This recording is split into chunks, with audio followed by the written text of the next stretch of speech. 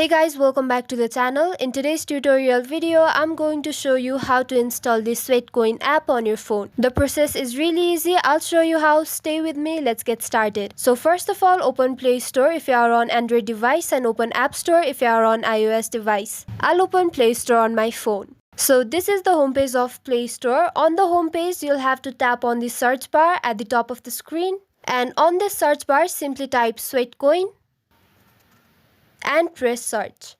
So this is the app we're looking for, the one at the top. Now all you have to do is tap on the install option and wait for the app to get installed. So this app, Sweatcoin, it generally pays you to walk. It records your steps and according to the number of steps taken, it will pay you with coins. This is how it was named. You'll have to sweat and you will earn coins. Hence the name Sweatcoin. So the app is halfway through the installation process. Let's wait for a few more seconds and it will be all ready to use. The app has been installed. Now all you have to do is tap on the open option and you'll be directed to the app. Then you can create an account and start using it. So this is it for the tutorial. I hope it was helpful and don't forget to like the video and subscribe to the channel for further tutorials. Thank you.